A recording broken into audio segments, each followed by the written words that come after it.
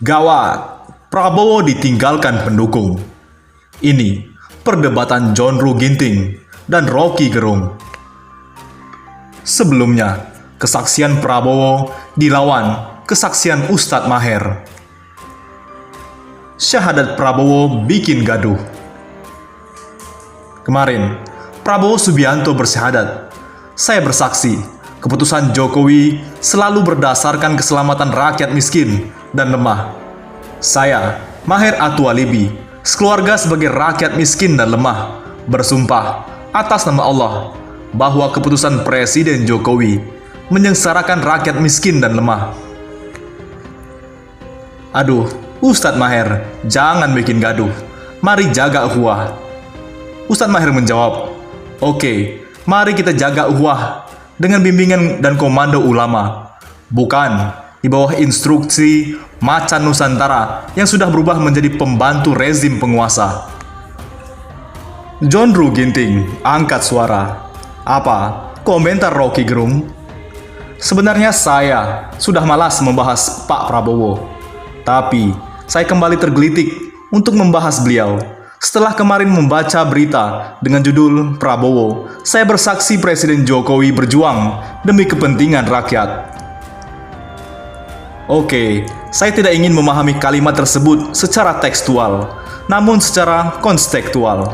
Sebab, terlepas dari apapun, saya sampai hari ini masih percaya bahwa pertama, Pak Prabowo tahu persis siapa Pak Jokowi dan seperti apa orangnya.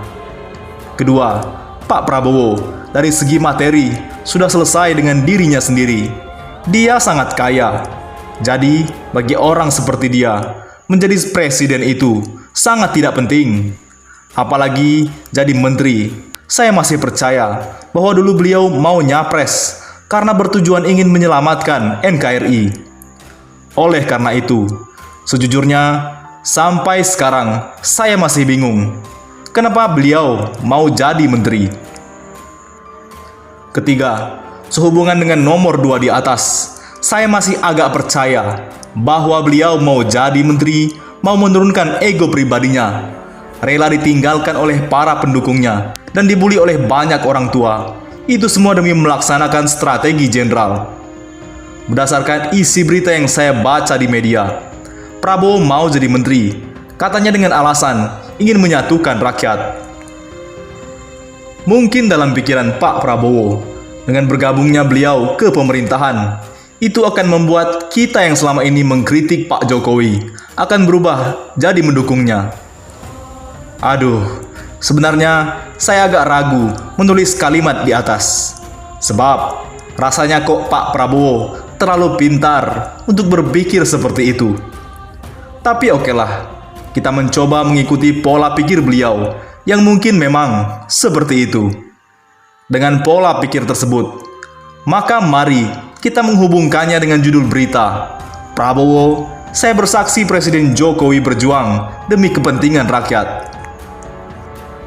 Setelah menghubungkannya, maka tiba-tiba saya tiba pada sebuah dugaan kuat bahwa Pak Prabowo mengatakan seperti itu tujuannya untuk menyatukan rakyat agar kita ini bisa menerima Pak Jokowi.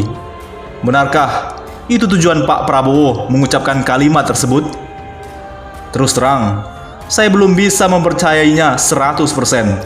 Sebab sekali lagi, menurut saya Pak Prabowo terlalu pintar untuk berpikir seperti itu. Tapi kalau ternyata Pak Prabowo berpikir seperti itu, maka ya sudahlah.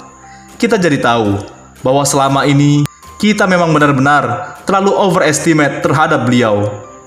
Dan untuk Pak Prabowo, saya tidak tahu apakah Bapak akan membaca tulisan ini atau tidak. Yang jelas, saya ingin menyampaikan sesuatu kepada Bapak, bahwa selama ini yang mendukung Bapak pada Pilpres itu terbagi menjadi 2 golongan. Pertama, golongan cinta buta. Ini tak perlu saya jelaskan. Sampai hari ini pun mereka masih mendukung Bapak, tapi jumlahnya tidak banyak. Kedua, golongan tak ada pilihan lain. Mereka inilah yang mayoritas, dan saya termasuk di dalamnya. Golongan kedua ini adalah orang-orang yang tidak mengidolakan Bapak. Mereka hanya sekedar kagum. Saat Pilpres, mereka tidak punya pilihan selain Bapak. Jika ditanya, siapa tokoh idola Anda? Maka, jawabannya bukan Prabowo. Intinya adalah, bagi kami golongan kedua ini, ketahuilah bahwa apakah Bapak memuji-muji Pak Jokowi setinggi langit dengan tujuan untuk mempersatukan bangsa, maka itu sama sekali tidak berpengaruh apapun terhadap sikap kami.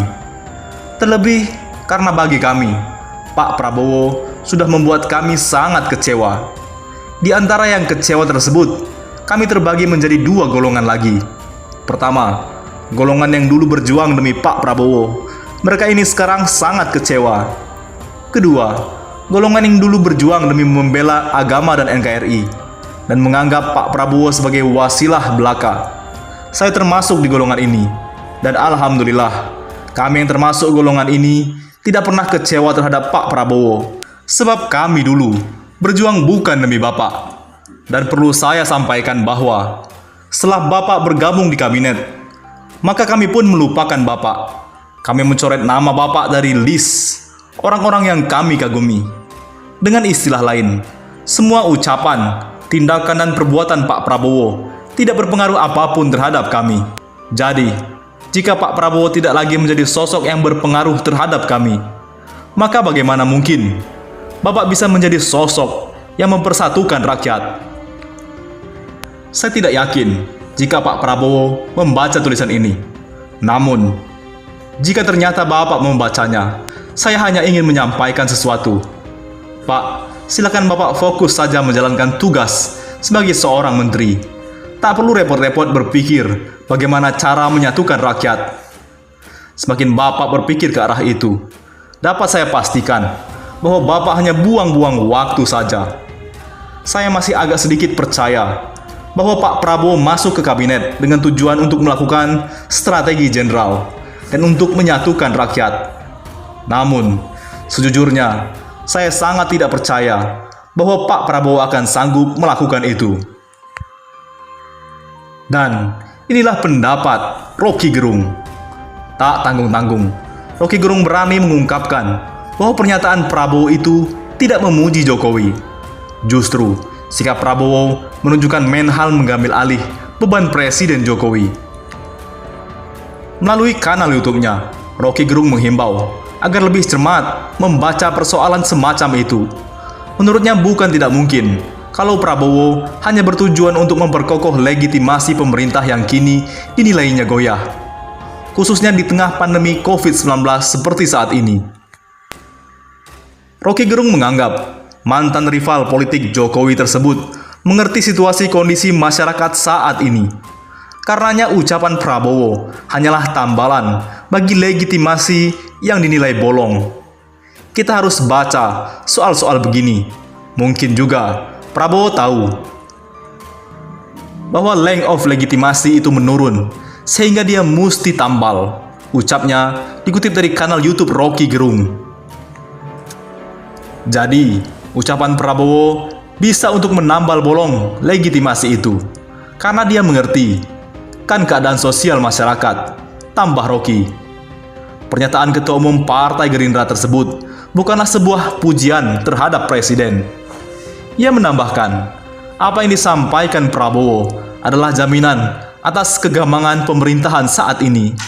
Tapi kemudian publik, terutama para fanatis istana, mengatakan bahwa Pak Prabowo itu memuji. Loh, itu kan memuji, ujar Rocky Gerung. Itu sebetulnya adalah upaya untuk membail-out kegamangan istana. Kan begitu sebetulnya. Tambahnya, lebih lanjut Rocky Gerung menyatakan bahwa Prabowo justru mengambil alih beban psikis Presiden. Sebab menurutnya, sebagai bagian dari kabinet Prabowo, tidak mungkin menyatakan tidak mendukung pada Presiden. Bahkan, jika perlu pujian tersebut akan dilebih-lebihkan untuk meyakinkan rakyat. Kemudian Rocky Gerung juga menganalogikan bahwa pernyataan Prabowo sama halnya dengan plasteran penambal luka. Jadi, beban psikis dari Presiden diambil alih oleh Prabowo. Begitu, kata Rocky Gerung. Kan nggak mungkin Pak Prabowo bilang Presiden nggak mampu, pasti dia akan bilang, Presiden mampu, bahkan dilebih-lebihkan. Untuk meyakinkan rakyat yang sedang menganggap Presiden tidak mampu. Jadi isu plaster untuk luka yang sebenarnya sudah bernanah, yang seharusnya dikasih antibiotik, dikasih antiseptik, tandasnya. Bagaimana? Menurut pendapat Anda?